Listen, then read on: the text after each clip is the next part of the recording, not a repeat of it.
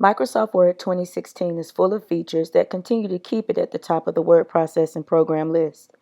Microsoft Word is full of templates that can assist its users in creating great-looking documents. So today, I'm going to show you how to create a resume using Word 2016 for Mac.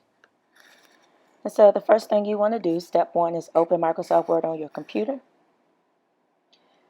Once you open Microsoft Word, you'll see this following screen. Step two, you want to search for a template for your resume design.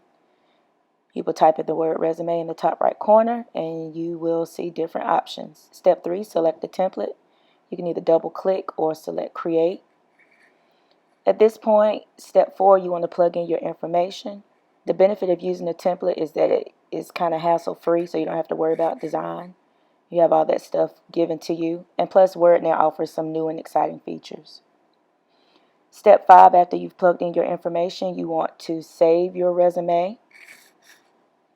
And so I'm going to show you that option, but I'm going to show you now the completed version after I've saved it. Once you have all your information plugged in and you saved it, you are going to share your resume. Make sure your resume looks good, and happy job hunting. Thanks for watching.